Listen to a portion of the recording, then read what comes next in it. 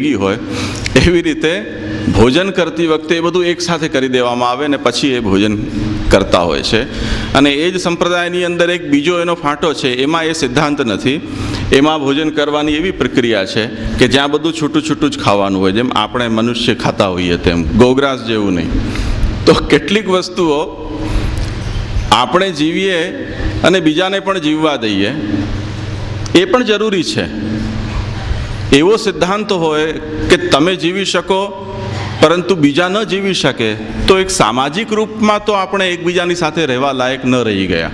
તો તમારે કોઈ પોતાનું ધામ અલગ બનાવી લેવું પડે ને એ ધામમાં તમે આવું બધું કરો જે મનુષ્યને અનુકૂળ પ્રક્રિયા ન હોય તો કંઈ વાંધો નથી.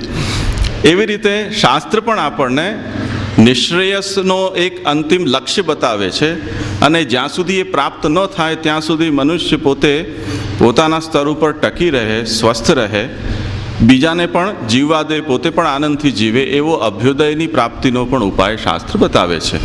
એટલે અહીં પણ સુખી અને ત્યાં જઈને પણ એ સુખી થાય. તો ધર્મ છે એ આ આપણને પ્રાપ્ત કરાવે છે. આ સંબંધમાં શાસ્ત્રની આજ્ઞાઓ છે. એટલે ધર્મનું જો સ્વરૂપ શું એ જો કોઈ પ્રશ્ન કરે કે ધર્મની ઓળખ શું, તો આપણે એમ કહી શકીએ કે શાસ્ત્રમાં જે આજ્ઞાઓ આપવામાં આવી છે એ ધર્મ છે. શાસ્ત્રની આજ્ઞાઓ વિધિ નિષેધના રૂપમાં છે. એટલે આમ કરવું, આમ નહીં કરવું.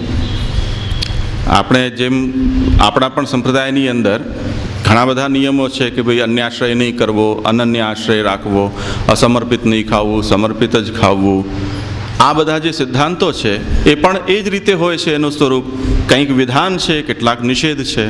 નિષેધ એટલે આમ નહીં કરવું, આવી જે શાસ્ત્રની આજ્ઞાઓ છે એ નિષેધની આજ્ઞાઓ છે. આ પ્રમાણે તમારે કરવું, આ વિધાન છે, આજ્ઞાઓ છે, તો એ કર્તવ્યની આજ્ઞાઓ છે. કેટલીક વખતે શાસ્ત્ર ન વિધિ કરે છે ન નિષેધ કરે છે.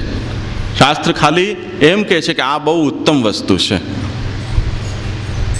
કોઈ વસ્તુને કે કોઈ પ્રક્રિયા છે એના વખાણ માત્ર કરવામાં આવે, જેને અર્થવાદ કહેવાય છે, સ્તુત્યર્થવાદ.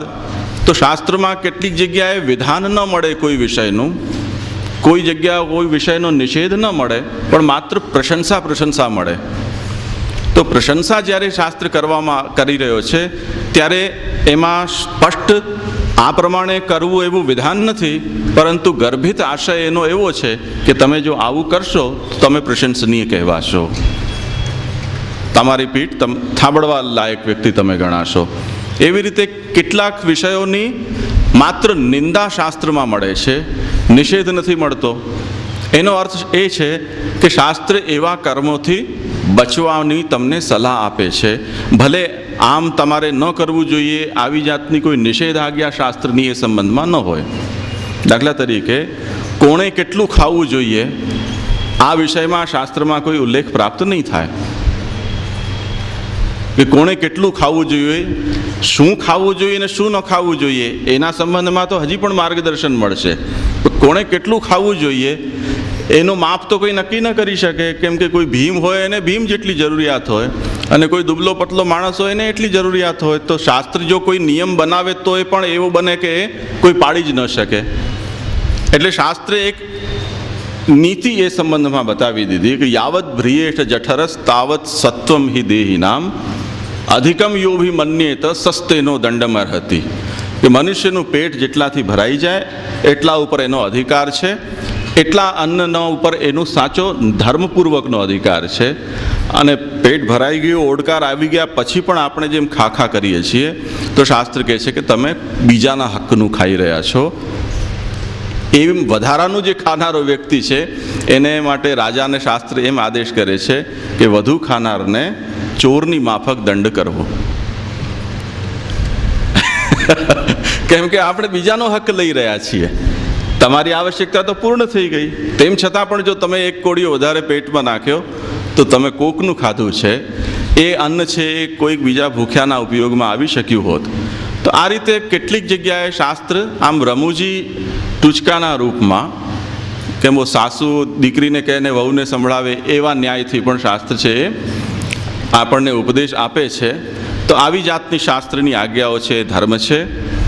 ધર્મની એક વ્યાખ્યા ધારણા ધર્મ મિત્યાહુ ધર્મો ધારયતે પ્રજા એવી પણ આપવામાં આવે છે. એ એના શબ્દની વ્યાકરણથી જે વ્યુત્પત્તિ છે એ વ્યુત્પત્તિથી પ્રાપ્ત થયેલો અર્થ છે. અને એનો આશય એ છે કે જો એક એવો સિદ્ધાંત કે જે સિદ્ધાંતને જો આપણે બધા જ અનુસરીએ તો આપણા બધાનું જીવન છે એક સામંજસ્યની અંદર ચાલ્યા કરે. જેમ પરેડ કરતા હોય, આપણા સ્વતંત્રતા દિનના ઉપલક્ષ્યમાં પરેડનું આયોજન થાય, ત્યાં બધા લોકો લેફ્ટ રાઈટ ચાલતા હોય. જે વખતે આદેશ થાય બધા ઊભા થઈ જાય, આદેશ થાય એટલે પાછા દિશા બદલી દે પોતાની. આ બધાની અંદર એક હાર્મોની આપણને જોવા મળે, તાલમેલ, એક સામંજસ્ય જોવા મળે છે. કારણ કે બધા જ લોકો એક સરખા સિદ્ધાંતને અનુસરી રહ્યા છે. જો એ રીતે સમાજની અંદર બધા વ્યક્તિઓ છે એ એકબીજાના સામંજસ્યથી વર્તે તો આપણને આવું સુંદર દૃશ્ય જોવા મળી શકે. એટલે ધર્મનો સિદ્ધાંત એ છે કે જો આપણે બધાને એક સમાન રૂપથી ધારણ કરીએ તો એનાથી એ ધર્મ છે એને ધારણ કરવાથી ધર્મ આપણને ધારણ કરશે. એટલે જે આપણને બધાને ધારણ કરે છે, આપણને બધાને ટકાવી રાખે છે, એક સૂત્રમાં પરોવીને રાખે છે, એવો જે સિદ્ધાંત એ ધર્મ છે. આવી પણ એક ધર્મની વ્યાખ્યા આપણા શાસ્ત્ર આપે છે. આ બધા એના અલગ અલગ પક્ષોથી એને જોવાની એક વાત છે. એ જ રીતે શાસ્ત્રમાં વેદસ્મૃતિ સદાચાર સ્વસ્ય ચ પ્રિયમાત્મન એતત ચતુર્વિધમ આવું સાક્ષાત ધર્મસ્ય લક્ષણમ. કેમ કે આ વ્યાખ્યા એટલા માટે આપવી પડી કે શાસ્ત્ર તો અનેક છે. શાસ્ત્રનું જે નામ આપણે પાડીએ તો વેદ, પછી સ્મૃતિ, પછી પુરાણો, આગમ તંત્ર શાસ્ત્ર અને સૂત્ર, આ મુખ્ય શાસ્ત્રો છે.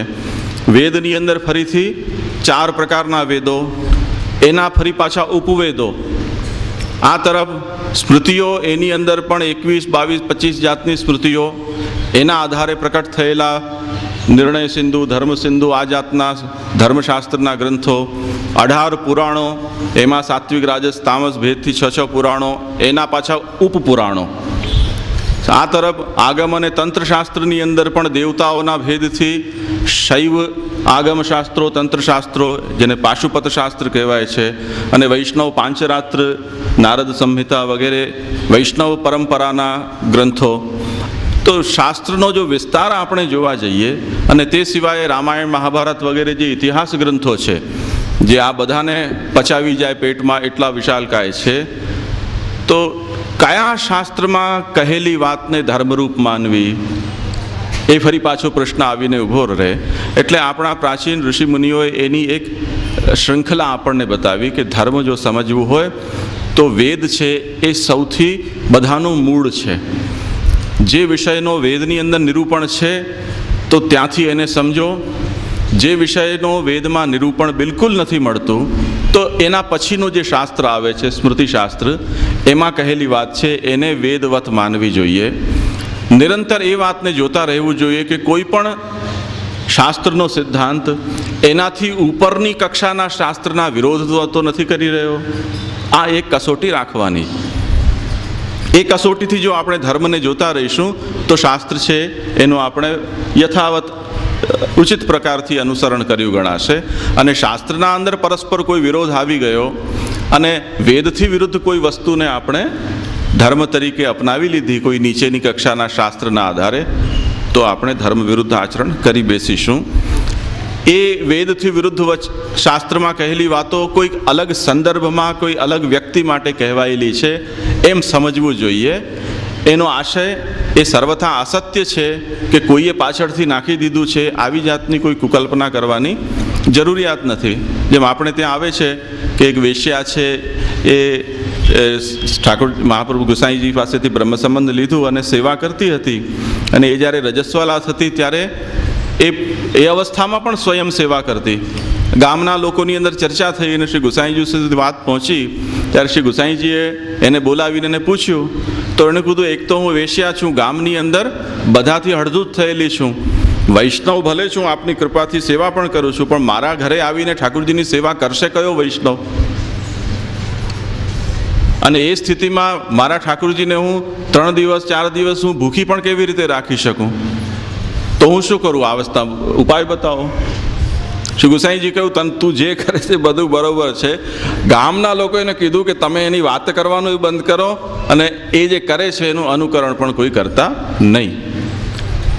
તો હવે આ જે શાસ્ત્રમાં, આપણે ત્યાંનું શાસ્ત્ર છે આ, પરંતુ આ જે પ્રસંગ છે એ કોઈક આપવાદિક પરિસ્થિતિના માટે એક માર્ગદર્શક પ્રસંગ છે. એને ત્યાં લખાઈ ગયું એટલે એ સિદ્ધાંત બની નથી જતો. દાખલા તરીકે મહાપ્રભુજીનું જ વચન છે કે મુક્તિ પ્રાપ્ત કરવી હોય તો શિવનું ભજન કરો કે વિષ્ણુનું ભજન કરો. મહાપ્રભુજીએ કીધું ને શિવનું ભજન થઈ શકે, તો હવે અન્યાશ્રયનો કેમ પ્રશ્ન ઊભો કર્યો? એટલે કોઈ શિવરાત્રિનું વ્રત કરે ને આપણે એને એમ કહીએ કે ભાઈ તું અન્યાશ્રય કર્યો અને એ આપણને બાલબોધનું વચન બતાવે. અરે ભાઈ, પણ એ વચન જે પુષ્ટિમાર્ગી નથી, જેને શિવ પાસેથી મુક્તિ પ્રાપ્ત કરવાની ઈચ્છા છે, એની વ્યવસ્થા શાસ્ત્રમાં બતાવી છે. એ શ્રી મહાપ્રભુજી કહી રહ્યા છે. પુષ્ટિમાર્ગીના માટે કર્તવ્ય શું છે એ તો ચતુશ્લોકીમાંથી મળશે, સિદ્ધાંત રસથી સિદ્ધાંત મુક્તાવલીમાંથી મળશે. તો આ ભેદ આપણને સમજવો પડશે કે કોના માટે શું છે, શાસ્ત્રની કઈ કક્ષા છે. જેમ પુરાણો છે એમ આપણે ત્યાં વાર્તા સાહિત્ય છે. વેદ જેમ છે તે રીતે આપણે ત્યાં શ્રી મહાપ્રભુજીના ગ્રંથો છે. પાછળના કોઈ પણ ગ્રંથો, કોઈ પણ ટીકાકારોના વચનો કે મારા કે તમારા કે કોઈ બાપા બાપીના પણ વચનો અનુકરણ કરવા યોગ્ય છે કે નહીં, આનો નિર્ણય ક્યાંથી મળશે? મહાપ્રભુજીના સાથે એ તાલમેલમાં છે કે નહીં? આજ તો કસોટી છે એની. જે વચન શ્રી મહાપ્રભુજીના અનુકૂળ ન હોય, જે આજ્ઞાઓ શ્રી મહાપ્રભુજીને અનુકૂળ ન હોય, એ આજ્ઞા પુષ્ટિ માર્ગની તો આજ્ઞા ન હોઈ શકે. એ પછી બીજા મર્યાદા માર્ગની હોય કે પ્રવાહ માર્ગની હોય, જે કોઈ પણ હોય. ખુદ ભગવાનના વચનોને પણ આ રીતે જ મૂલવવા પડશે, કેમ કે ભગવાનના જ વચનો બધા શાસ્ત્રો છે. શાસ્ત્ર કોઈ મેં કે તમે લખેલા તો છે નહીં. એટલે ભગવાન, આપણે એમ કહીએ છીએ કે ભગવાન બુદ્ધના રૂપમાં પ્રકટ થયા, બુદ્ધને અવતાર માનીએ છીએ. પણ બુદ્ધે પ્રકટ થઈને એમ કીધું કે આ વેદ અને બ્રાહ્મણો અને આ કર્મકાંડ ને યજ્ઞ એ બધું બકવાસ છે, અને બ્રાહ્મણોએ ધંધા માટે પેદા કર્યા અને લોકોને ગેરમાર્ગે દોરવા માટે કરેલા છે, ને એનાથી બધા લોકો નષ્ટ થશો. આ ભગવાને કહેલી વાત છે. હવે શું કરવું? આપણે કર્તવ્યનો નિર્ણય કેવી રીતે કરીશું? ભગવાનના મુખથી કરીશું? તો આ બંને વચનો છે. વેદ એમ કહી રહ્યું છે કે નહીં, જો વેદનો ત્યાગ કરશો, વેદ માર્ગનો ત્યાગ કરશો તો નષ્ટ થઈ જશો. એ જ ભગવાન બુદ્ધના રૂપમાં પ્રકટ થઈને એમ કહી રહ્યા છે કે વેદને પકડશો તો આ બધા વેદો છે, ત્રયો વેદસ્ય કર્તારો ભંડ ધૂર્ત નિશાચરાહ, એમ કહે છે કે આ વેદના પ્રકટ કરનારા લોકો છે એ પાખંડીઓ છે, ધૂર્ત છે. નિશાચર એટલે રાક્ષસો છે. આપણે જ બુદ્ધ પરંપરામાં ભગવાનના વચનો આવી રહ્યા છે, તો ક્યાં જવું? એટલે ભગવાનના વચનથી પણ નિર્ણય નહીં થાય. નિર્ણય એ રીતે થશે કે શાસ્ત્રની આજ્ઞા શું છે. એટલે ભગવાને અર્જુનને કહ્યું કે ભાઈ તને શું સારું લાગે છે ને તને શું સાચું લાગે છે, એનાથી તું તારા કર્તવ્યને નક્કી ન કર. ન તો તું હું શું કહું છું એનો વિચાર કરીને એને નક્કી કર. તસ્માત શાસ્ત્રમ પ્રમાણંતે કાર્ય વ્યવસ્થિત જ્ઞાત્વા શાસ્ત્ર વિધાનોક્તમ કર્મ કરતું મિહાર હસી. શાસ્ત્ર શું કહે છે? આપણે તો શાસ્ત્રના કાયલ છીએ. મારા કે તમારી અહીંયા વાત જ નથી. જો મારી કે તમારી વાત હોત તો સંપ્રદાયનું નામ મારા ઉપર હોવું જોઈએ, પણ આપણે તો સંપ્રદાયનું નામ આપણા ઉપર નથી રાખી રહ્યા. આપણે સનાતન ધર્મના એક શાખાના રૂપમાં જીવી રહ્યા છીએ. તો એ શાખા કમસે કમ પોતાના થડ કે મૂળથી તો અલગ ન થવી જોઈએ. જો એ થડ અને મૂળથી અલગ થઈ ગઈ, એ પાણી છે એ સનાતન ધર્મના મૂળમાંથી નથી લઈ રહી અને બીજી કોઈ જગ્યાએથી લઈ રહી છે, તો એ અલગ વૃક્ષ થઈ ગયું, એનું મૂળ બદલાઈ ગયું. એમ સંપ્રદાય છે કે કોઈ ઉપદેશક છે કે કોઈ ભક્ત કે સંત, કોઈ પણ વ્યક્તિ હોય, એને એ વાતની સ્પષ્ટતા કરવી પડશે કે એની પૃષ્ઠભૂમિ શું છે, એનો પાયો શું છે. એ પાયો જ્યાં સુધી સ્પષ્ટ નહીં થાય અને આમ જ ગમે તે મુખમસ્તિથી વક્તવ્યમ કરતો રહેશે, તો એના અંદરથી શાસ્ત્ર સમજમાં નહીં આવે, એમાંથી ધર્મ નહીં નીકળે, એમાં સિદ્ધાંત નહીં નીકળે, એમાં બસ સ્વચ્છંદતા પ્રકટ થશે. એટલે શ્રી ગુસાઈજીએ એક આપવાદિક પરિસ્થિતિમાં જે છૂટ મળે છે એ છૂટને એને આપી છે, અને સાથે સાથે લોકોને એ વસ્તુથી ચેતવ્યા છે કે આનું અનુકરણ બીજા કોઈએ કરવું નહીં. એટલે આપણા શાસ્ત્રમાં સિદ્ધાંતનો નિર્ણય કરવા માટે સૌથી પહેલાં વેદ, વેદથી જે સિદ્ધાંત મળે છે એ મુખ્ય સિદ્ધાંત. જે વિષયનો ચોખવટ વેદમાં ન મળતી હોય તો સ્મૃતિશાસ્ત્રોથી કરવી. સ્મૃતિની અંદર પણ કક્ષાઓ છે. યદ્વૈ કિંચન મનુરવદત્ત તદ ભેષજમ એમ વેદ કહે છે. એટલે અન્ય કોઈ પણ સ્મૃતિઓના કરતાં મનુસ્મૃતિ છે એનું પ્રામાણ્ય સૌથી વધારે છે. એટલે સ્મૃતિઓ 21 કે 24 કે 28 પ્રકારની સ્મૃતિઓ છે. એમાંથી અન્ય સ્મૃતિઓમાં જો મનુસ્મૃતિથી કોઈ અલગ વાત આવતી હોય તો એ સ્મૃતિનું વચન પ્રમાણ નથી ગણાતું. મનુસ્મૃતિનું વચન બધાથી વધારે પ્રમાણતમ છે એ વચન. તે જ રીતે અન્ય શાસ્ત્રોની સાથે પણ વ્યવસ્થા જોવી. જો કોઈ વિષયમાં નિર્ણય ન મળતો હોય, ન વેદમાં મળતો હોય, ન સ્મૃતિમાં મળતો હોય, તો પછી આપણને એ જોવાનું કે પુરાણા લોકો શું કરતા આવ્યા હતા એ રીતે કરવું. પણ પહેલી વખતથી જ લોકો શું કરતા આવ્યા છે એના આધારે ધર્મ નિર્ણય નહીં કરવો. સૌથી પ્રથમ તો વેદ જોવું, તેમાં ન મળે તો સ્મૃતિ જોવી. ત્રીજા ક્રમે સદાચારને જોવો જોઈએ. અને છેલ્લે સ્વસ્ય ચ પ્રિયમાત્મન.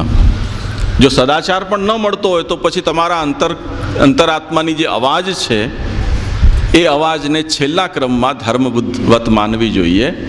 આ સિદ્ધાંત આપણે ત્યાંનો છે. અને આ સિદ્ધાંત જેમ આપણા હિન્દુ ધર્મમાં છે એ જ વાત શ્રી મહાપ્રભુજી પુષ્ટિમાર્ગ માટે પણ એ જ નિયમ આપણે રાખેલો છે. સૌથી પહેલાં શ્રી મહાપ્રભુજી ગુસાઈજી શ્રી ગોપીનાથજીની આજ્ઞાઓ એ વેદવત છે. એના પછી સ્મૃતિકલ્પની માફક પ્રાચીન જે વ્યાખ્યાકારો થયા એ વ્યાખ્યાકારોના વચનો. એના પછી જે ચાલી રહ્યું છે, લોકો વર્ષોથી કરતા આવ્યા છે એ એમનો શિષ્ટાચાર. અને એમાં પણ જો કોઈ વાતનો ખુલાસો ન મળે તો છેલ્લે પછી આપણે મનમાં જે એમ લાગે કે નહીં મારી આત્મા એમ કહી રહી છે કે આ જ સાચું હોવું જોઈએ, તો છેલ્લે બાકી એને ધર્મરૂપ માનવું જોઈએ. આ સ્થિતિ અત્યારે ઉલટી થઈ ગઈ છે. મનુષ્ય જે વખતે કંઈ કામ કરવા માંડે તે વખતે સૌથી પહેલાં મને શું ગમે છે એ ધર્મ એમ કરી અને એને પકડે. એટલે જ્યારે કોઈ શાસ્ત્ર કે ગુરુ વગેરે પણ જ્યારે કોઈ પ્રાપ્ત થતા હોય ત્યારે પણ એ લોકો એ જોતા હોય કે 2-4 જણા બેઠા છે એમાંથી કઈ વ્યક્તિ મને ગમે છે એમાં હા પાડશે. એટલે ત્યાં જાય સૌથી પહેલાં. એમાં પણ ચતુરાઈ છે પાછી. એટલે કડવી દવા ન આપે એવો વૈદ્ય આપણને ગમતો હોય. દવા તો ખાવી પડશે, પણ જે મીઠી મીઠી દવા આપે, જે પથ્ય પાડવાનું આગ્રહ ન રાખે, આવી જાતનો વૈદ્ય છે એ બધાને ગમે. એટલે એવા જાતના ગુરુઓ પણ લોકોને પસંદ આવે છે, એવા જાતના પુસ્તકો પણ લોકોને વાંચવા ગમે છે, એ જાતના મેગેઝિનો વાંચવા પણ લોકોને ગમે છે. પરંતુ શુદ્ધ સિદ્ધાંતનો ઉપદેશ કરનારા ન ગુરુઓ ગમે છે, ન પુસ્તકો ગમે છે, અને ન એવી જાતની ઇવન શ્રી મહાપ્રભુજીની સ્થિતિ પણ એવી આવીને ઊભી રહે કે આજે જો સ્વયં પ્રકટ થઈ જાય તો પણ શ્રી મહાપ્રભુજીને આપણે એમ કહીએ કે આ 500 વર્ષ જૂની વાત કરી રહ્યા છો, હવે અમારા લાયક કંઈક વાત કરો. તો હવે વસ્તુતઃ ધર્મની ઈચ્છા આપણી ઓછી થઈ ગઈ છે. અને વ્યવહારમાં આપણું જીવન, આપણી રુચિ એમાં કોઈ પણ જાતનો બદલાવ લાવ્યા વિના આપણા ચોકઠામાં જે બેસી જાય એવું અમને તમે શીખવો, એવું અમને કહો. આ આપણા બધાની વાસ્તવિકતા છે. પણ આ ધર્મ નથી. આ વસ્તુ ધર્મ નથી.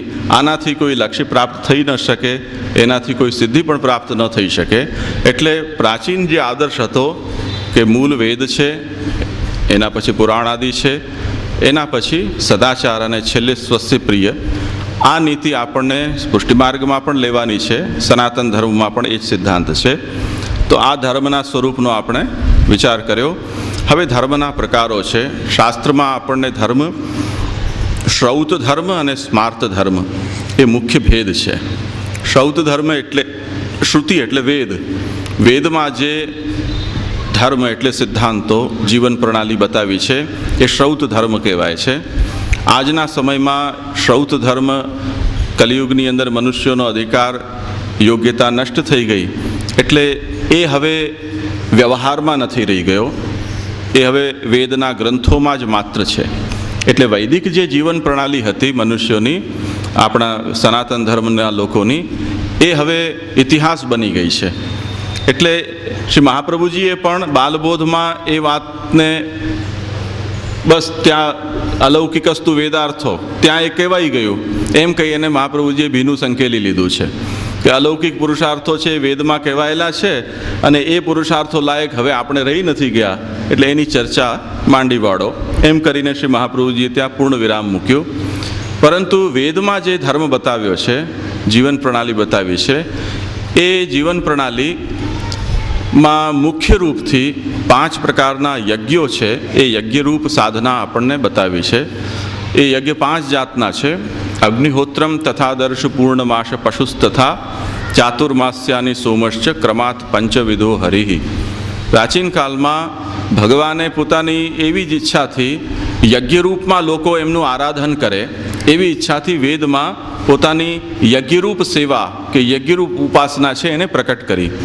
એ યજ્ઞની દીક્ષા અગ્નિહોત્ર દીક્ષા કહેવાતી. જે વખતે ગ્રહસ્થાશ્રમમાં પ્રવેશ કરે વ્યક્તિ, તે વખતે અત્યારે પણ સાપ ગયા અને લીસોટા રહ્યા એવો એક હોમ તમારે કરવામાં આવે છે. તમે જોતા હશો, લગ્ન થાય, 7 ફેરા ફરી જાય તે પછી એક હોમ થાય છે. એ હોમ વખતે અગ્નિહોત્રની દીક્ષા પણ શ્રૌત અગ્નિની લેવામાં આવતી હતી. એ અગ્નિહોત્ર પ્રતિદિન પતિ પત્નીએ બેસી અને સવાર સાંજ કરવાનું રહેતો. એ અગ્નિહોત્ર હતું. એના બીજા ઘણા બધા હજારો નિયમો છે. એ નિયમોના વિસ્તારમાં આપણે જઈ શકીએ એટલો સમય નથી, પરંતુ એ પ્રતિદિન કરવાનો યજ્ઞ એ અગ્નિહોત્ર. દર પૂનમ અને અમાસે મહિનામાં 2 વખત કરવાનો જે યજ્ઞ એ દર્શ પૂર્ણમાસ. દર 4 મહિને કરવાનો યજ્ઞ એ ચાતુર્માસ્ય યજ્ઞ અથવા નિરૂઢ પશુ યાગ જે કહેવાય છે તે. અને જ્યારે એનો અવસર આવે ત્યારે પ્રતિવર્ષ સોમયજ્ઞ. આ 5 પ્રકારના યજ્ઞોનું અનુષ્ઠાન છે એ એક જીવન પ્રણાલીના રૂપમાં કરવામાં આવતું. એ જે યજ્ઞની અગ્નિ છે એને અખંડ રાખવામાં આવતી. યદિ અગ્નિનો લોપ થઈ જાય એટલે શાંત થઈ જાય તો બહુ મોટું પ્રાયશ્ચિત્ત એ અગ્નિહોત્રીને કરવું પડે, એવી જાતના શાસ્ત્રમાં વિધિવિધાન છે.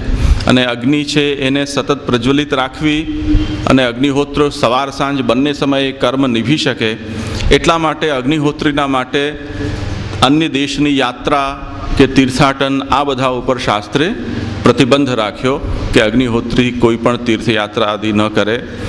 એને કેટલાક શાસ્ત્રે એવા પ્રિવિલેજ પણ આપ્યા કે જેમ વાજપેયી વગેરે યજ્ઞો એ કરે સોમયજ્ઞના અનેક પ્રકારોમાંથી, તો એને પછી અન્ય કોઈનું અભિવાદન કે નમસ્કાર આદિ કરવાની પણ આવશ્યકતા ન રહે. એ હાઈએસ્ટ કક્ષા ઉપર પહોંચી જાય. તો એ યજ્ઞરૂપ જે પ્રણાલી હતી એ કોણ કરી શકે એના માટેની જે પાત્રતા, એ પાત્રતા અને એ યજ્ઞ જેનાથી સંપન્ન થાય છે એ પદાર્થો હવે આજની સમયમાં ઉપલબ્ધ નથી રહ્યા. કૃષ્ણાશ્રય ગ્રંથમાં જે લોકોએ હાજરી આપી હશે એમને આ બધા વિષયોનું નિરૂપણ મેં ત્યારે કર્યું હતું કે આ સોમયજ્ઞ આજના સમયમાં તો એક મજાક માત્ર છે.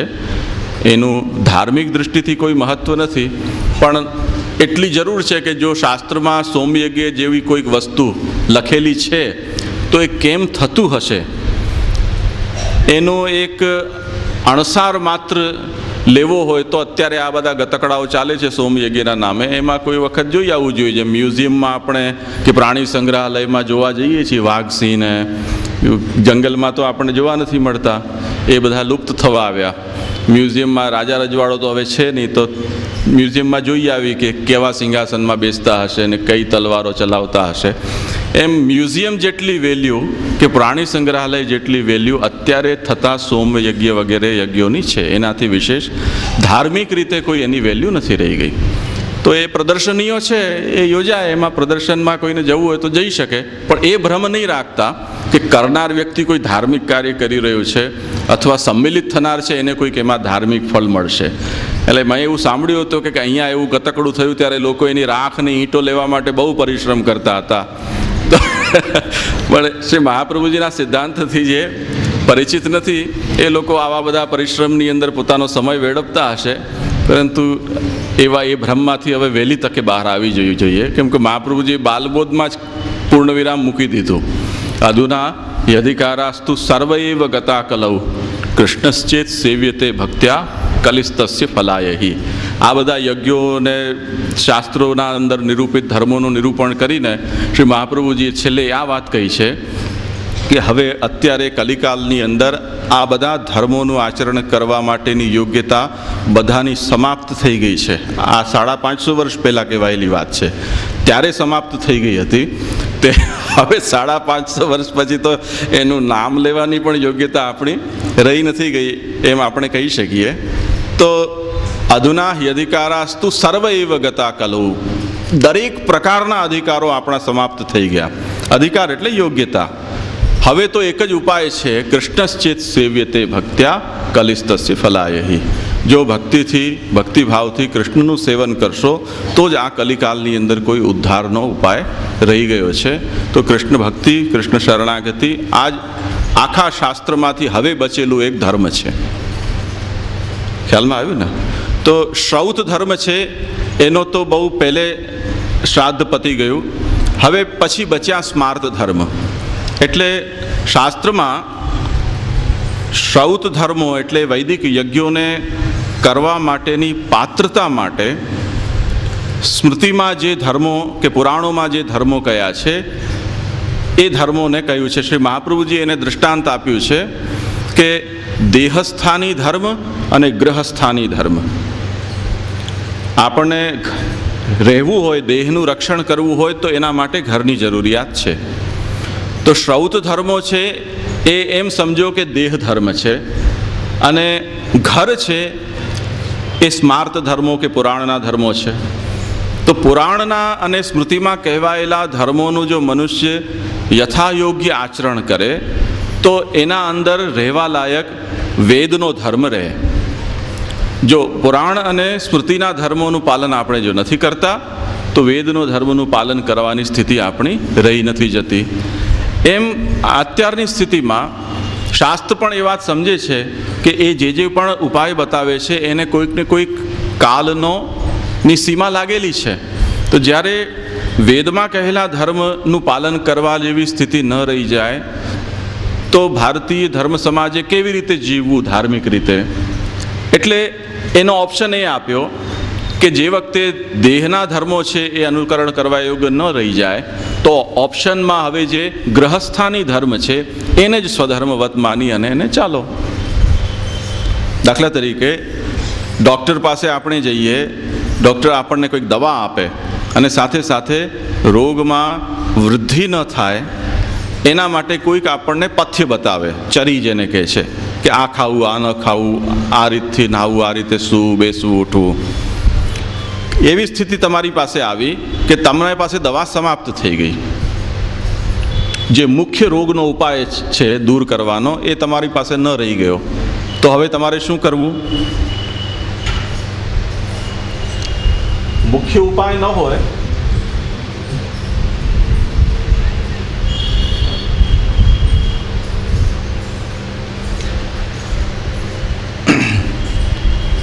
મુખ્ય ઉપાય નથી તો કમસે કમ એ મુખ્ય ઉપાયનો સહાયક ઉપાય છે એને હવે મુખ્ય સમજીને ચાલો.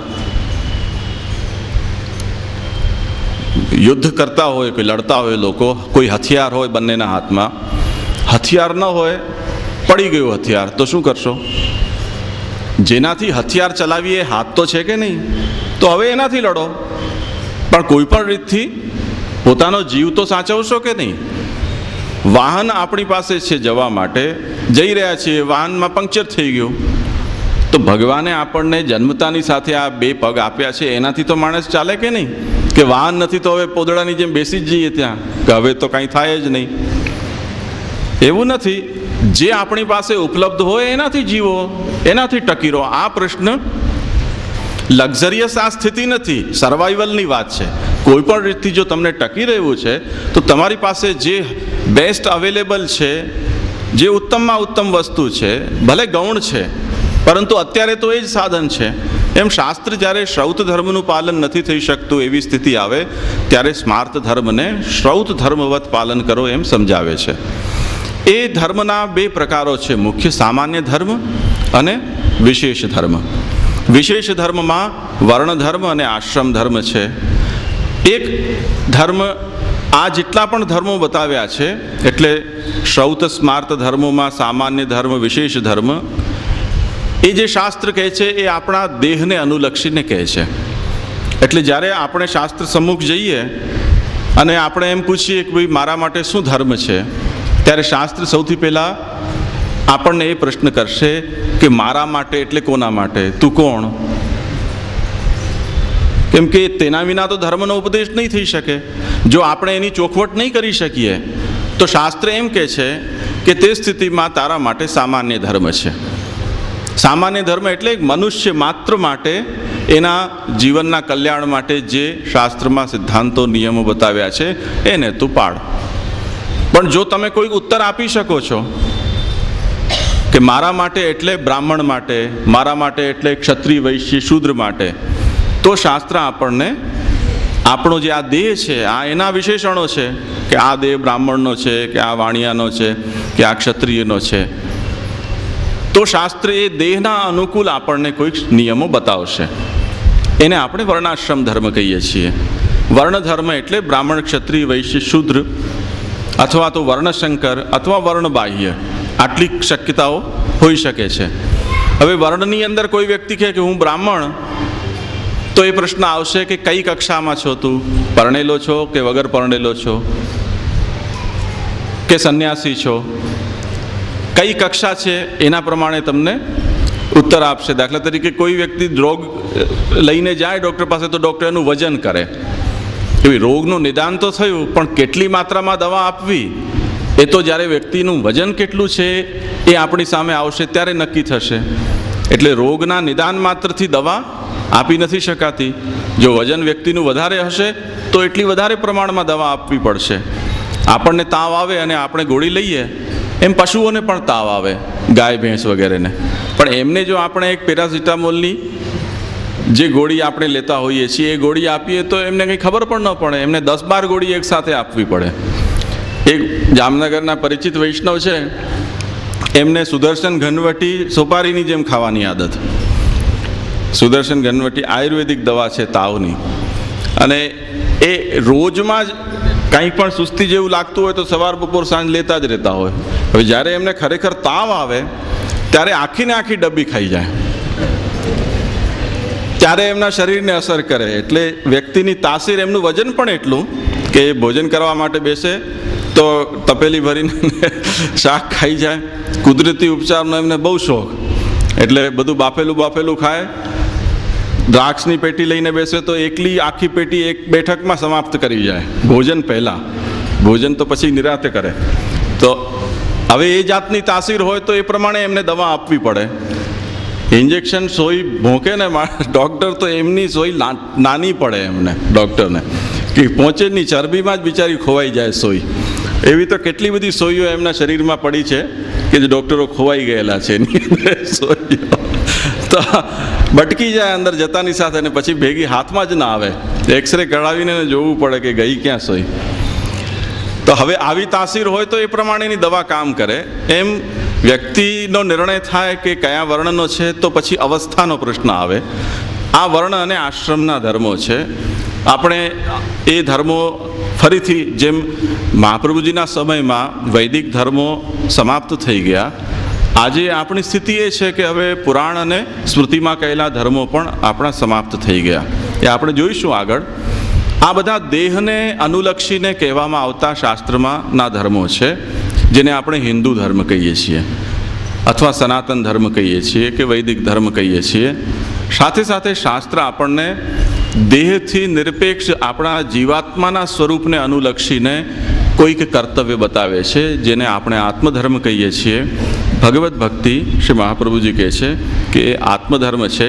કારણ કે ચાહે મનુષ્ય પુરુષ હોય, ચાહે સ્ત્રી હોય, ચાહે બ્રાહ્મણ હોય, ચાહે શૂદ્ર હોય, ચાહે યવન હોય, વર્ણબાહ્ય હોય, કોઈને પણ ભગવદ્ ભક્તિ છે એ તો એનો સ્વધર્મ છે.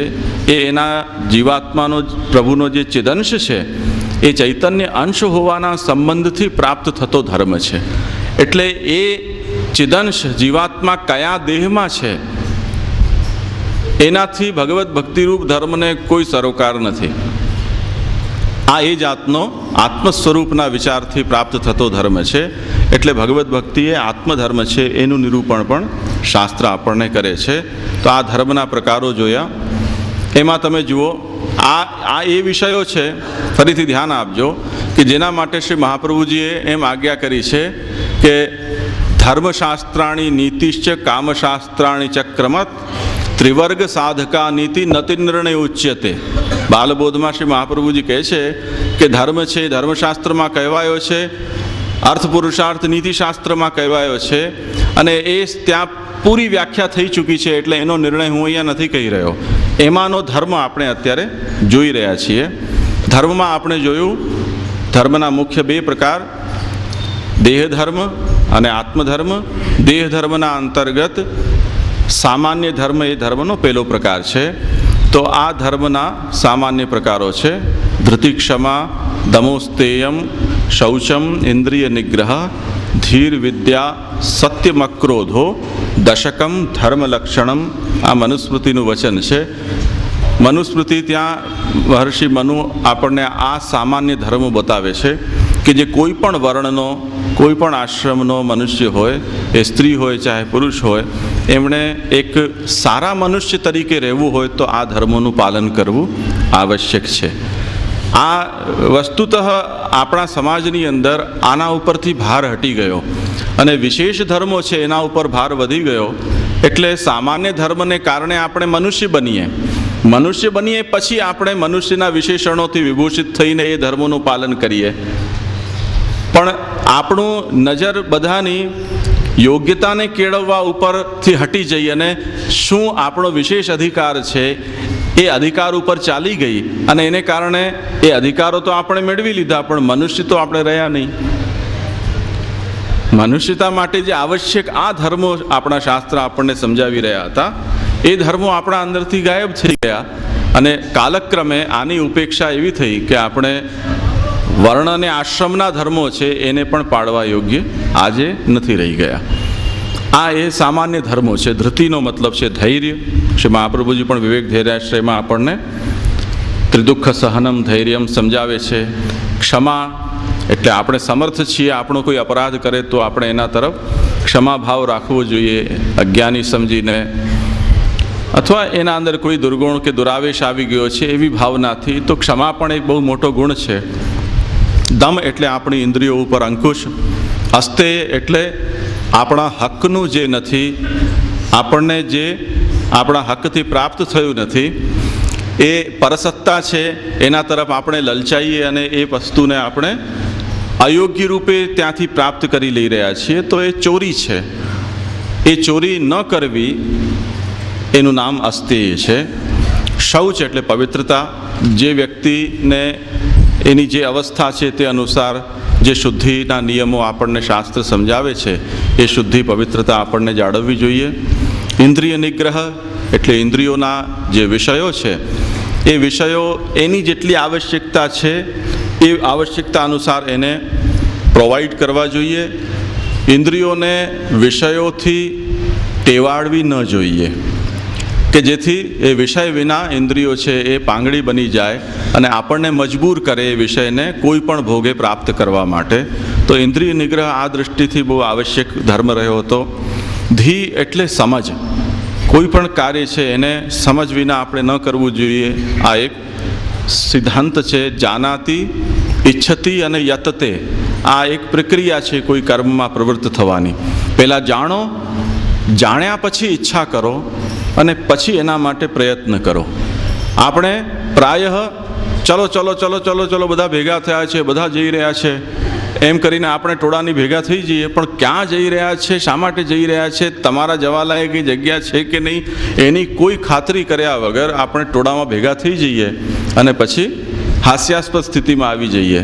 તો આ જે પ્રવૃત્તિ છે આપણી સંપ્રદાયની અંદર પણ આપણી એવી જ પ્રાય અત્યારે સ્થિતિ છે કે ભાઈ પડોશીએ બ્રહ્મ સંબંધ લીધું છે, આણે કંઠી લીધી છે તો પહેરાવી દો, આપણે પણ જઈને એને કંઠી પહેરાવીએ. પણ કંઠી શું છે, બ્રહ્મ સંબંધ શું છે, શરણાગતિ શું છે, એને જાણવાની આપણે કોઈ દિવસ ફુરસત નથી, એના તરફ આપણે કોઈ દિવસ લક્ષ્ય નથી કર્યું. અને પહેરી ગયા પછી કોઈ વ્યક્તિ એમ કહે કે ભાઈ શરણાગતિનો અર્થ તો આ થાય છે કે અન્ય આશ્રય દોષ છે, બ્રહ્મ સંબંધનો અર્થ તો એ છે કે અસમર્પિત આપણો ભોગ છે એ દોષ છે. તો કે એ તો અમારાથી પડી શકે એમ નથી, એ બધી જૂના જમાનાની વાતો છે. અરે ભાઈ સાહેબ, તો પછી સુકામાં વરઘોડામાં ચડ્યા હતા, તો આ નાટક શું કામ કર્યું?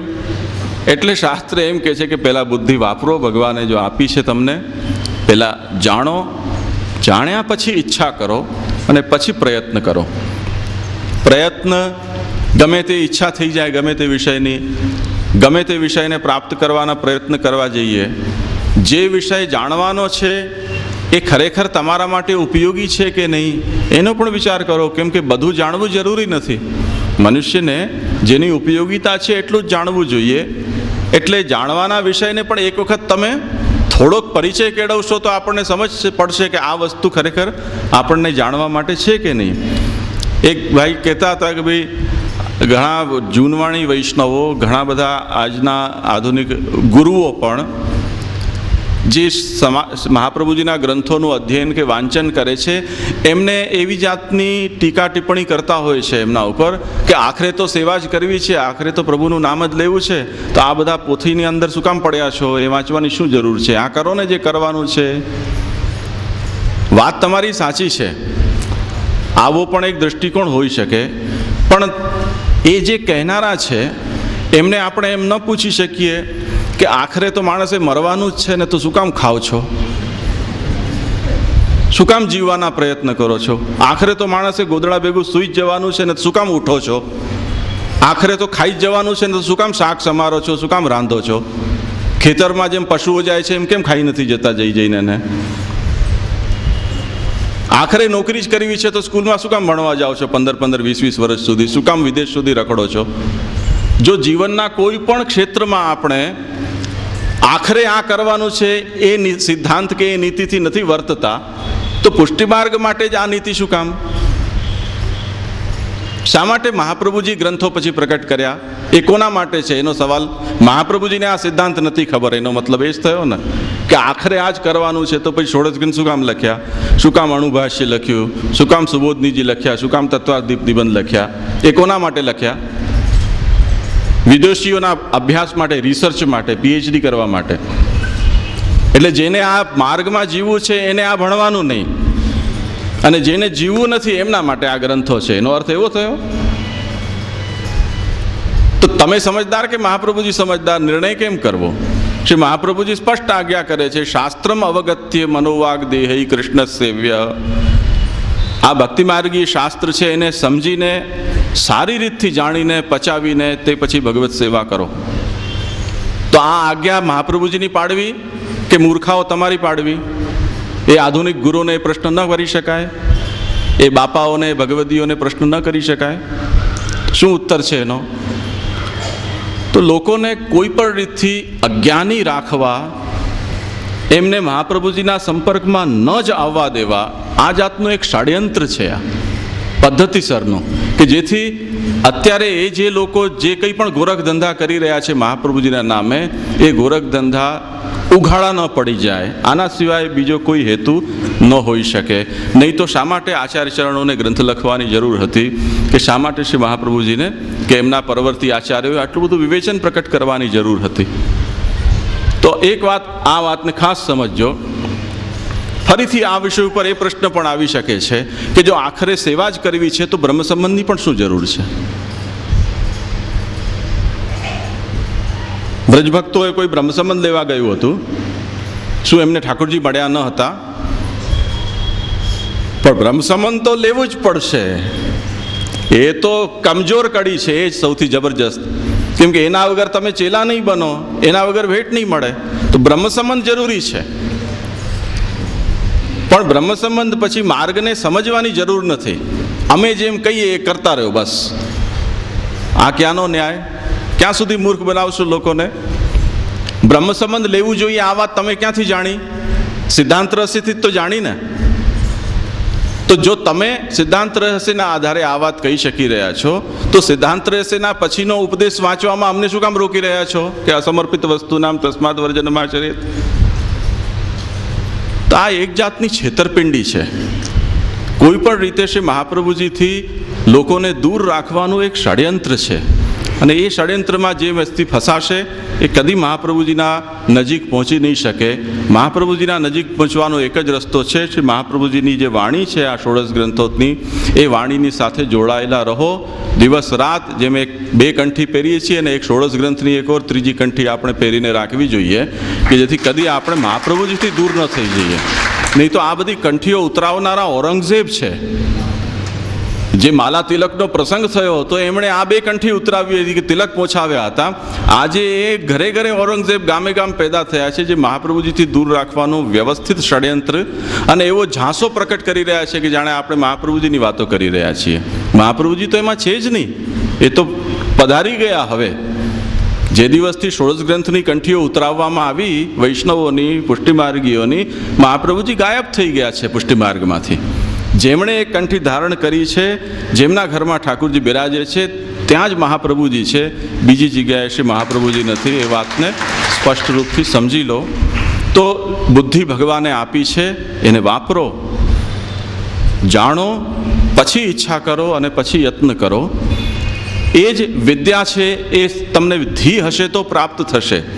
આ એક સૂઝ છે. ધી એ એક જાતની કોઠા સૂઝ છે.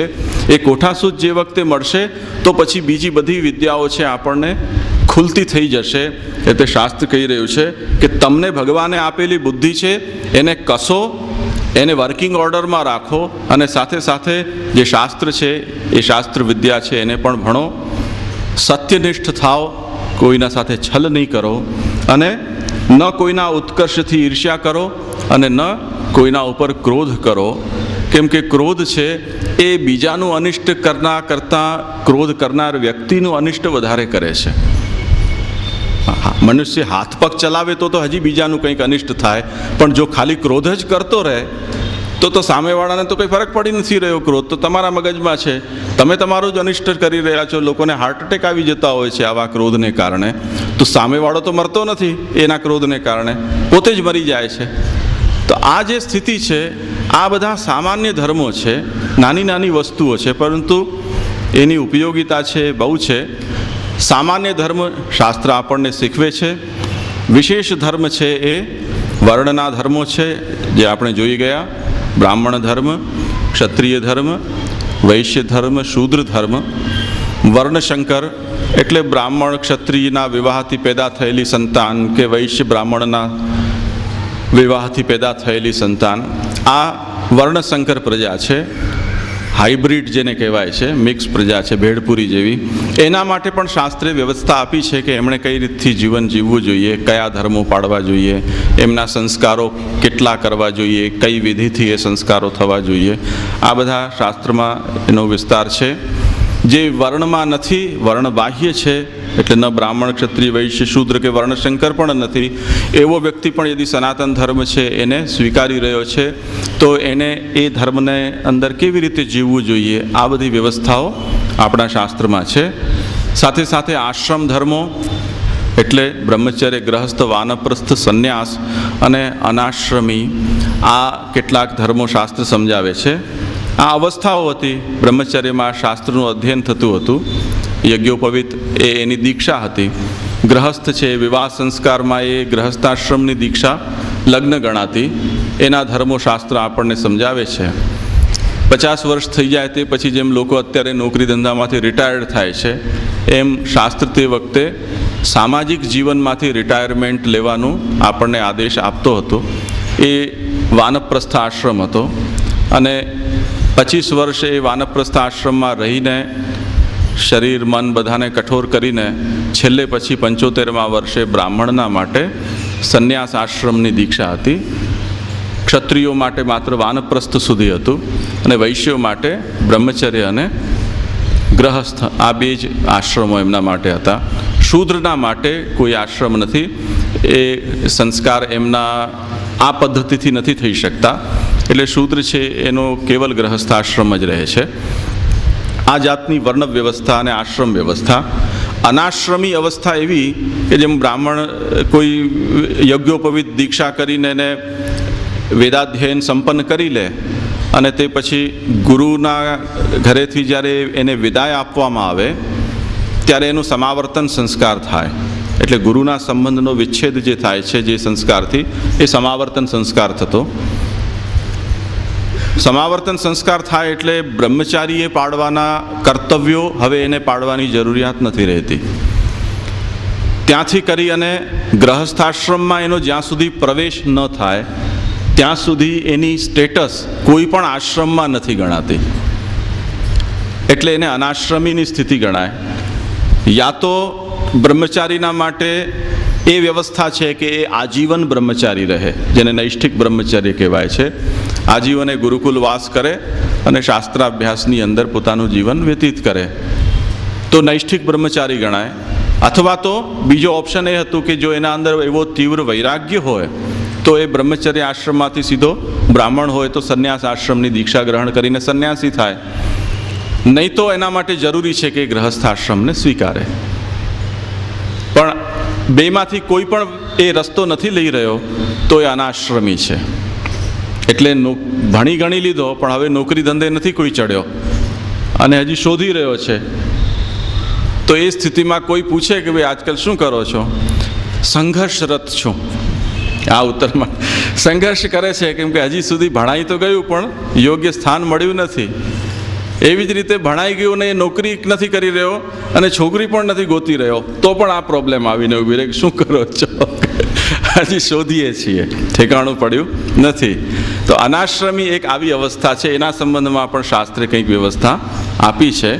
તો આ વિશેષ ધર્મો છે. હવે પ્રત્યેક વર્ણ અને આશ્રમના ધર્મો પણ શાસ્ત્ર આપણને સમજાવે છે. એમાં નિત્ય એટલે પ્રતિદિન કરવાના કર્મો, નૈમિત્તિક એટલે પ્રસંગોપાત કરવાના કર્મો, કામ્ય એટલે કોઈ વિશેષ આપણી ઈચ્છા હોય એને પૂર્ણ કરવા માટે શાસ્ત્ર કોઈ કર્મ બતાવે છે. અને જે કર્મો કરવાથી પાપ થાય છે, પાપ ફલ મળે છે, એ ન કરવા માટે શાસ્ત્રે એની પણ વ્યવસ્થા આપી છે નિષિદ્ધ કર્મોની સૂચિમાં. આ જાતના કર્મો છે. એમાં નિત્ય કર્મના અંતર્ગત સ્નાન, સંધ્યા, જપ, હોમ, વૈશ્વદેવ, સ્વાધ્યાય, તર્પણ, ગોગ્રાસ, અતિથિ સત્કાર અને દેવપૂજન આ મુખ્ય કર્મો છે જે પ્રતિદિન આપણે બધાએ એક હિન્દુ તરીકે કરવાના છે. હવે આ જોઈ લેજો, આ શ્રૌત ધર્મ નથી, આ સ્માર્ત ધર્મો છે. આ આપણે જો જે વ્યક્તિ આ ધર્મોનું પાલન વિધિવત કરે છે એને શ્રૌત ધર્મ કરવાની પાત્રતા મળે છે. પણ આપણી સ્થિતિ અત્યારે છે આમાંનું સ્નાને કોઈ કરતા હશે કે નહીં? રોજ બધા આપણે જો હાથ ઊંચો કરાવીએ તો એવા પણ વ્યક્તિ મળે કે જે 2 દિવસથી નાયા ન હોય શિયાળામાં. તો પ્રતિદિન કરવાના જે કર્મો છે એમાં પણ આપણી સ્થિતિ એટલી ઢચુપચું થઈ ગઈ છે. એ યોગ્યતા જો આપણી ન હોય તો શ્રૌત ધર્મોની તો કલ્પના પણ થઈ નથી શકતી. તો સ્નાન, સંધ્યા વગેરે કર્મો છે. જપ એટલે જેની જે દીક્ષા હોય, સામાન્યતયા બ્રહ્મચર્યની દીક્ષા યજ્ઞોપવિત છે અને ત્યાં પરબ્રહ્મના સ્વરૂપનું નિરૂપણ કરનારો જે ગાયત્રી મંત્ર છે એ ગાયત્રી મંત્રનો જપ છે એ પ્રત્યેક સંધ્યાવંદન કરતા છે બ્રાહ્મણ, વૈશ્ય અને ક્ષત્રિયના માટે એને જપ કરવું જોઈએ. તે સિવાય એ જે કોઈ પણ એના ઈષ્ટદેવ હોય એ ઈષ્ટદેવના પણ દીક્ષા મંત્રનો જપ કે નામ મંત્રનો જપ પ્રત્યેક વ્યક્તિએ પ્રતિદિન કરવું જોઈએ. જો જપ કરવામાં ન આવે તો એ દીક્ષા આપણામાંથી નિવૃત્ત થઈ જાય છે, એ દીક્ષા ટકતી નથી. એટલે જપની મહત્તા બહુ જ છે. હોમ પણ અનેક જાતના પ્રતિદિન કરવાના કયા છે. વૈશ્વદેવ એ વિશ્વદેવોને નિમિત્ત કરી અને એક આપવાની આહુતિ છે. સ્વાધ્યાય કર્મ છે એ ભણેલા વેદને ભૂલવું પાપ છે. એટલે જે વેદ આપણે બ્રહ્મચર્ય અવસ્થામાં ભણ્યો છે એ વેદને પ્રતિદિન એનું આવર્તન કરતા રહેવું, એ શાસ્ત્રને વાગોળતા રહેવું, એ સ્વાધ્યાય કર્મ છે. તર્પણ તો બહુ પ્રસિદ્ધ છે. જે આપણા પૂર્વજો હોય એ લોકોને સ્મરણ કરી અને પાણી આપવું. ગોગ્રાસ એટલે પશુને આપણે યથાયોગ્ય એનો સમાધાન કરીએ. ઘણા લોકો કાગડાને, કૂતરાને વગેરેને પણ આપતા હોય છે. અતિથિ સત્કાર એટલે જે આપણા આંગણે આવે એમનો યથાયોગ્ય સત્કાર કરીએ. અને જે આપણું આરાધ્ય હોય એનું પૂજન આ પ્રતિદિન કરવાના કર્મો છે એક હિન્દુ તરીકે. એ આપણે જોઈ શકીએ છીએ. આ પંચયજ્ઞો છે. આ સ્વાધ્યાય યજ્ઞ છે, આ દેવયજ્ઞ છે, આ તર્પણ છે એ અંગૂઠાથી જલ આપવામાં આવે છે. મનુષ્ય યજ્ઞ એટલે અતિથિનો સત્કાર છે, અને ભૂત યજ્ઞ. તે જ રીતે ભગવાન કૃષ્ણએ સુદામાના ચરણને પ્રક્ષાલન કરીને અતિથિ સત્કારનું જે દૃષ્ટાંત આપણને આપ્યું છે, તે રીતે જે કંઈ પણ સમાજમાં ગરીબ હોય, નબળા હોય, બીમાર હોય, ઉપેક્ષિત હોય, એ બધાની રક્ષા કરવી, આ બધા પણ એક ધર્મના અંદર આપણા શાસ્ત્ર આપણને સમજાવે છે. અને દેવ ભજન ભક્તિ આ પણ પ્રતિદિન કરવાનું કર્મ છે. તો વર્ણાશ્રમ ધર્મના અંતર્ગત નિત્ય કર્મમાં આવતા આટલા પ્રકારો છે. હવે નૈમિત્તિક કર્મો. નૈમિત્તિક એટલે નિમિત્ત એક પ્રસંગ ઉપસ્થિત થાય ત્યારે કરવાના, એ કરવા જરૂરી નથી, પ્રતિદિન નથી કરવાના. એવા કર્મો છે એ સંસ્કાર. આપણે ત્યાં 16 સંસ્કારો પ્રસિદ્ધ છે. તો એ 16 સંસ્કારો છે ગર્ભાધાનથી કરી અને અંત્યેષ્ટિ સુધીના. એ જે સંસ્કારો જે વર્ણ અને આશ્રમ મુજબ આપણને પ્રાપ્ત થતા હોય એ તે સમયે કરવા જોઈએ. એ સમય ઉપર એ સંસ્કાર જો ન થાય તો એ પાત્રતા આગળના સંસ્કાર માટેની અને આગળના કર્મ કરવા માટેની પાત્રતા આપણી કેન્સલ થાય છે. એટલે એ સંસ્કારની માટેની શાસ્ત્રમાં બહુ અનિવાર્યતા સમજાવી છે. તો એ દરેક સંસ્કારોને યથાસમય કરવા જોઈએ. તે જ રીતે શ્રાદ્ધ કર્મ છે. સદગત હોય એની તિથિના અંદર અને શ્રાદ્ધ પક્ષમાં એમની સંતોષ માટે, એમની સદગતિ થાય એ દૃષ્ટિથી એ કર્મ કરવામાં આવે છે. પ્રાયશ્ચિત એટલે ડગલે ને પગલે આ બધું કરતાં આપણાથી કોઈને કોઈ અપરાધ થઈ જાય, એ અપરાધનો શાસ્ત્રનો જ્ઞાતા જે બ્રાહ્મણ હોય, ગુરુ હોય, એમની પાસેથી એનો નિર્ણય લઈને એનું પ્રાયશ્ચિત્ત પણ કરવું જોઈએ. પ્રાયશ્ચિત્ત કર્મની ઉપયોગિતા પણ આ રીતે છે કે જો અપરાધ થયો હોય અને પ્રાયશ્ચિત્ત કરવામાં ન આવે તો વગર પ્રાયશ્ચિત્તે કરેલું આગળના બધા જ કર્મો છે એ નિષ્ફળ જાય છે. એટલે જે કર્મ આપણાથી કોઈ અપરાધ થયો અને એનું પ્રાયશ્ચિત્ત આપણને જે બતાવવામાં આવ્યું એ જો નથી કરી રહ્યા તો આગળના કર્મો છે એનો ફલ આપણને પ્રાપ્ત થતું નથી. એટલે સૌથી પ્રથમ પ્રાયશ્ચિત્ત કરી અને તે પછી જ આગળનું કર્મ કરવું. આપણે ત્યાં સાંપ્રદાયિક રીતે પણ કેટલાક પ્રાયશ્ચિત્તો આપણને બતાવવામાં આવ્યા છે. ખાસ કરીને શ્રી હરિરાય ચરણોનો એક ગ્રંથ છે, 32 અપરાધ નિરૂપણમ ગ્રંથ. અને એ ગ્રંથની અંદર 32 જાતના ભક્તિમાર્ગી અપરાધ, એ અપરાધનું પ્રાયશ્ચિત્ત અને દંડ, એ બધી જ એમણે બહુ વિસ્તારથી ત્યાં વર્ણન કર્યું છે. અને એ ગ્રંથો ઉપર તે સિવાય બીજા પુરુષોત્તમજીના પણ અપરાધ નિરૂપણમ ગ્રંથની વ્યાખ્યાઓ છે. વરાહ પુરાણની અંદર જે અપરાધો બતાવ્યા છે ભક્તિમાર્ગીએ, એ અપરાધોનું વિવેચન છે પુરુષોત્તમજીએ કર્યું છે. તો આ બધા ગ્રંથો છે. એક બહુ રોચક એમાં નિરૂપણ થયું છે. એ શ્રી હરિરાયજી એક 11મા અપરાધમાં એવું નિરૂપણ કરે છે કે ભગવાન નામના યાચનમ, ભગવાનના નામે જો કોઈ વ્યક્તિ કોઈ પાસે કંઈ માંગે તો આ એક અપરાધ છે. તો એને શું ફલ મળે? એનું ફલનું વિધાન કરે છે કે ઉપચાર વૈફલ્યમ. એ માંગેલું એ જે કંઈ પણ ભગવાનને ધરાવે એ નિષ્ફળ જાય. તો પ્રાયશ્ચિત શું આ પાપનું? તો હરિરાયજી કહે છે પંચગુણત નૈવેદ્ય દાનમ. પોતાના ઠાકુરજીને માંગ્યું હોય એના કરતાં 5 ગણું પરિશ્રમ ભોગના રૂપમાં ભેટ કરવું અને પછી ગાયને ખવડાવી દેવું. કોઈ વાર વાંચજો આ ગ્રંથો, આનો અર્થ શું થાય વિચારજો. અને જેટલી હવેલીઓ છે ને એના સામે આનું 11મા અપરાધને મોટા અક્ષરમાં લખીને કરજો કે આ શું ગોરખ ધંધા માંડ્યા છે. હરિરાયજીનું શિક્ષાપત્રના માટે આટલા ભાષણ પ્રવચનો કરો છો અને હરિરાયજી જે અપરાધ કહી રહ્યા છે, આપનારાઓ પણ ધ્યાનથી સમજજો કે તમે જે કરો છો એનું થાય શું છે.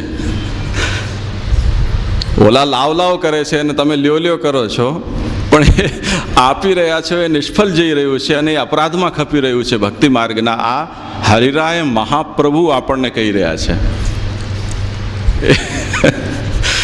તે જ રીતે અવૈષ્ણવસ્ય સ્વસેવ્ય પ્રદર્શનમ એને અપરાધ કયો છે. જે વૈષ્ણવ ન હોય, પુષ્ટિમાર્ગી ન હોય, આપણો અંગત વ્યક્તિ ન હોય, એને જો આપણા સેવી સ્વરૂપનું દર્શન થઈ જાય તો વાર્ષિક સેવા નિષ્ફલત્વમ, 1 વર્ષની સેવા વિફલ જાય.